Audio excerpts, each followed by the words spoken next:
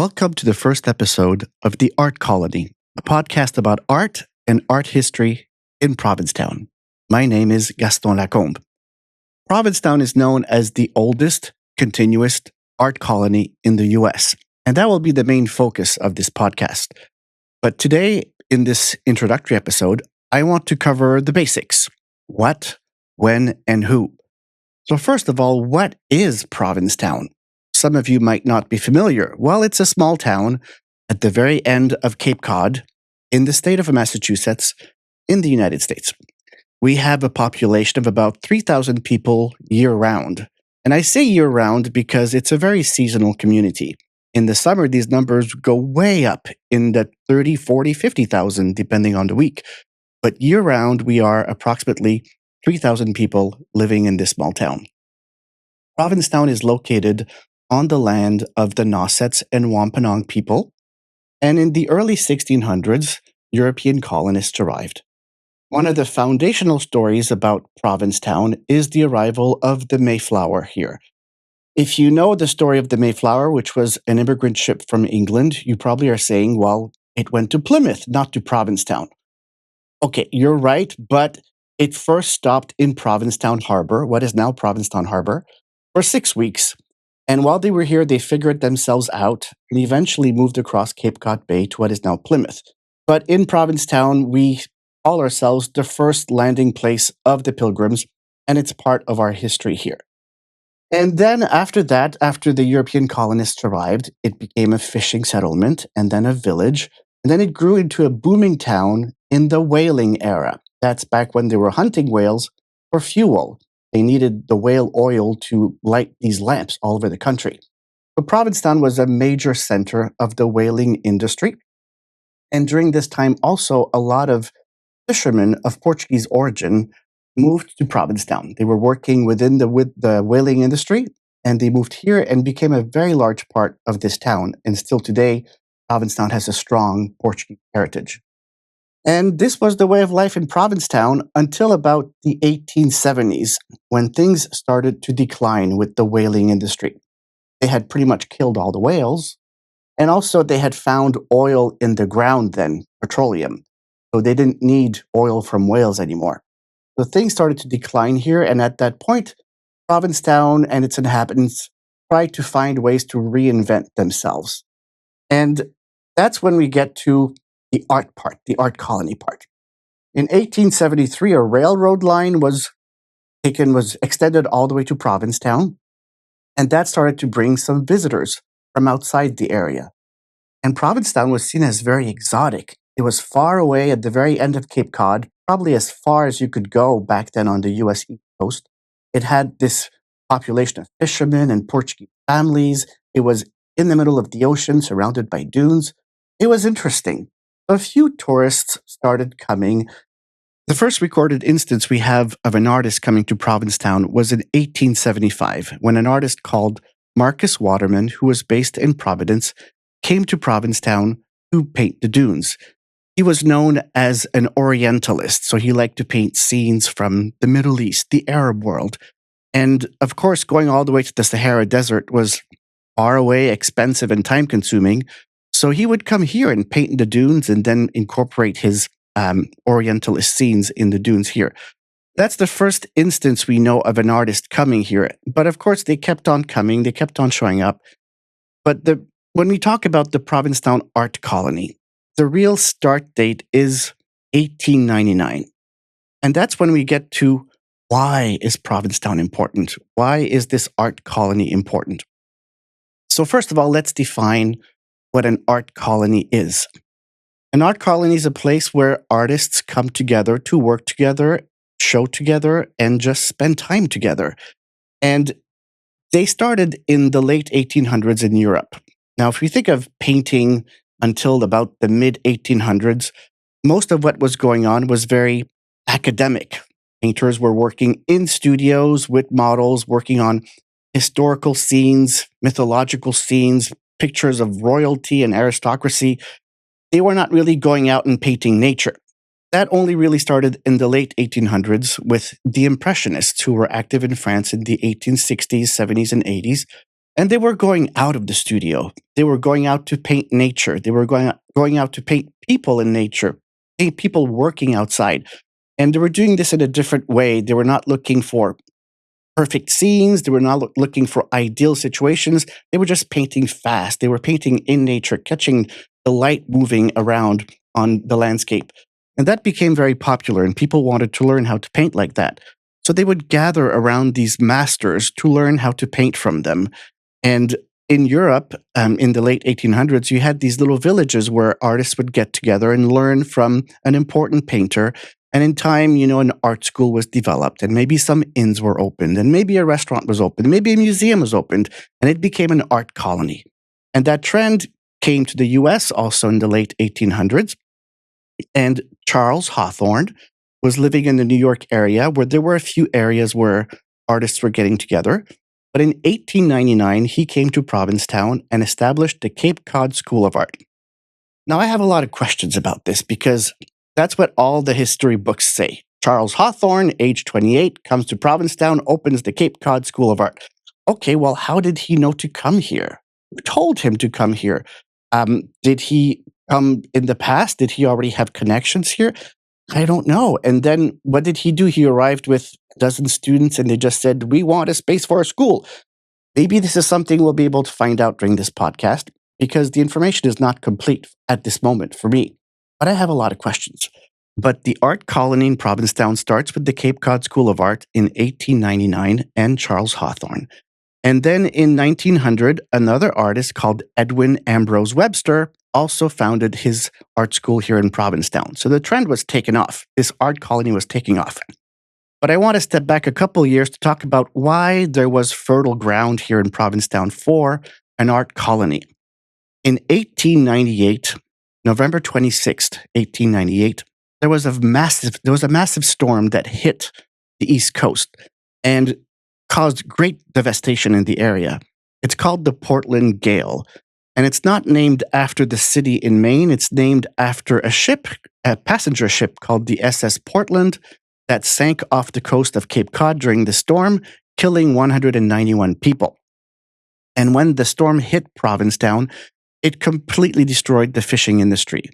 Over 30 boats were sank, a lot of piers were destroyed, a lot of the infrastructure, the warehouses were destroyed, a lot of businesses were destroyed, a lot of people died, houses were knocked down. It was devastating. So just imagine half a year later, you have these people from New York coming to establish an art school here. They found a town that was trying to revive, trying to rebuild, trying to find new reasons to exist. So I assume there were a lot of people who were happy to see this new trend happening, these new people coming in to stay in their houses, to buy their food, to buy their goods. So that was a place where you had fertile ground to establish something new. These students kept on coming, these art schools kept on developing themselves, and Provincetown became established as an art colony. And when World War I hit, well, you had a lot of American artists who were living in Europe who had to come back to America. And you had a lot of American artists who were used to go to Europe every year to go to these art colonies, but they couldn't travel anymore because of the war. So all these people got together in Provincetown. And during World War I, you had hundreds and hundreds of artists just massing over here.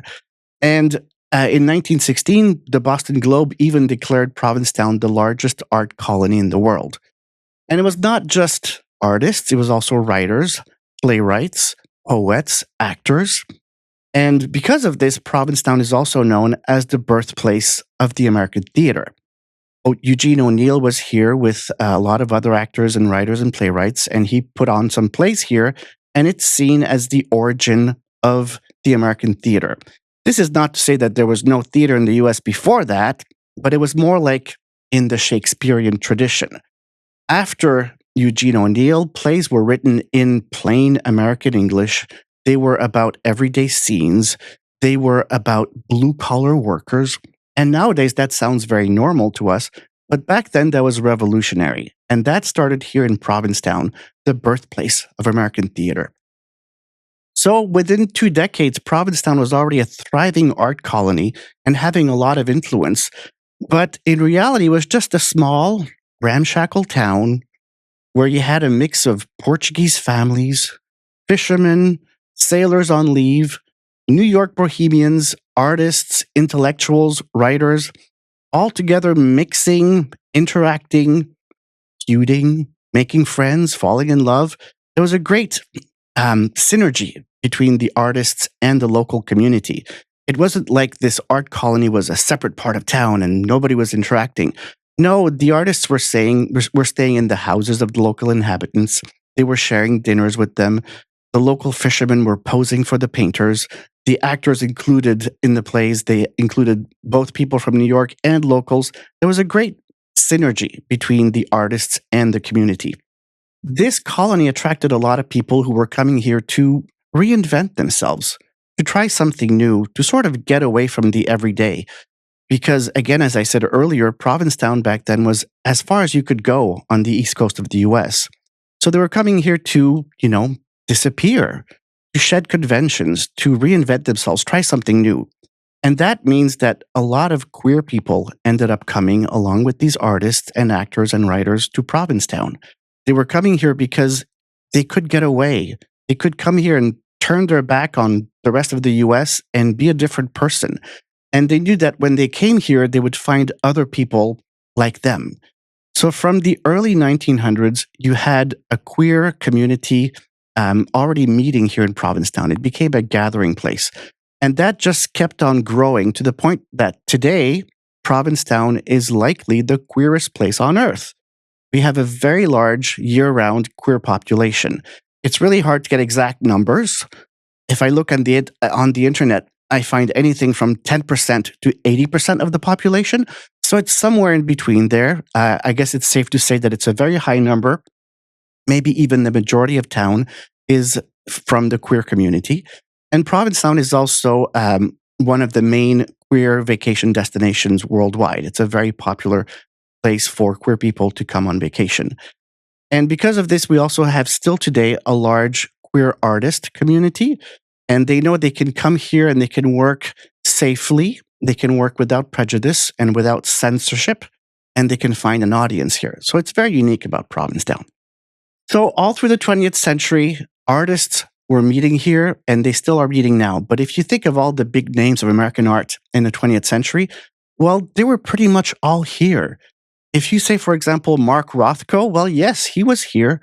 If you say Jackson Pollock, yes, he was here with Lee Krasner, his wife. Actually, she was here before he was. If you say Helen Frankenthaler, well, yes, she was here with her husband, Robert Motherwell. They actually owned a house here for many, many years. If you say Andy Warhol, yes. If you say Edward Hopper, yes. All these big artists were here in Provincetown. And still today, we have hundreds and hundreds of artists here year-round and even more in the summer. And we have a lot of large organizations that really root this art colony here in Provincetown. So the original Cape Cod School of Art, founded by Charles Hawthorne, it's still here after 126 years. The Provincetown Art Museum and Association, it was founded in 1914. It's still going, and nowadays it's one of the best art museums in New England. The Fine Arts Work Center, it was founded in 1968 to create long-term residencies for artists and writers. It's still going, and also local artists can work there, because if you were here, you'd see I'm covered in paint specks. I was working there all day today. This art colony is still going strong here, and it's arguable that in terms of talent, originality, output, and influence, Provincetown still holds a very central and important role in the art world, locally, nationally, and internationally. And I know about the international part. I own an art gallery here in town, and on a regular basis, I ship to faraway places like Australia, Brazil, Hong Kong. We have a worldwide market that know they can find art in Provincetown. And speaking of art galleries, well, we have about 50 of them here in town, and we are only 3,000 residents. So that's a very high art to resident ratio. But these art galleries represent local artists as well as international artists, and they create a really wonderful art scene here in town. And as I said, I own one of these galleries. So, yes, who am I? What's the who of this podcast? Who is Gaston Lacombe? Well, if you can tell by my name, it's French. I'm French Canadian. I was born and raised and educated in the province of New Brunswick in Canada. And then after that, I went to university at the University of Ottawa, where I did a BA and an MA in history. And then to the University of Toronto, where I did a PhD in history, but I never finished it. So don't tell anyone. And when I was in university, well, the Soviet Union collapsed, the Cold War ended, and the only logical thing to do was to go there. So from 1992 to 2008, my life was centered in Latvia, in Eastern Europe. And while I was there, I worked in education as well as in the diplomatic sector. And in the diplomatic sector, I worked a lot in the arts, either hosting shows, curating shows, taking care of visiting artists. It was a big part of my job. After that, I ended up in Washington, D.C., where I also went back to school and got a degree in photography. And I worked for a while as a photojournalist, and I also did a lot of fine art work in photography. But I had always been an artist on the side in the evenings. I had never really shown much or sold much. But as I was working in this photography world, my fine art instincts took over. And already by 2015, 2016, my output was almost only fine art. And that's also when I discovered Provincetown. In 2016, I came here for the first time. And within the first day of being here, I was overwhelmed with the fact that art is in every fiber of this town. And I had a clear vision right then on day one that I had to drop everything, move to Provincetown, become a full-time artist, and open my own gallery. It was clear in my head from the first day I came here. And that's what I did. It came together in 2018. I moved here. I got my own gallery. It's called Studio Lacombe. It's located downtown in Provincetown in the Whalers Wharf. And it's been going since 2018. And there I show my own art. Nowadays, my art is mostly painting. And I also host other artists in the summer featuring their work. So that's who I am. I'm somebody who has a strong background in history, and I'm a working artist, and I live in Provincetown. I have a great curiosity about this place, about its history, about the people who live, people who lived, people who work, people who worked here. And I want to learn more. And I'm hoping to learn more through this podcast by talking to people who know more than I do about Provincetown as the oldest continuous art colony in the US. I hope you will join me on this journey as we learn more about the art colony in Provincetown. Thank you.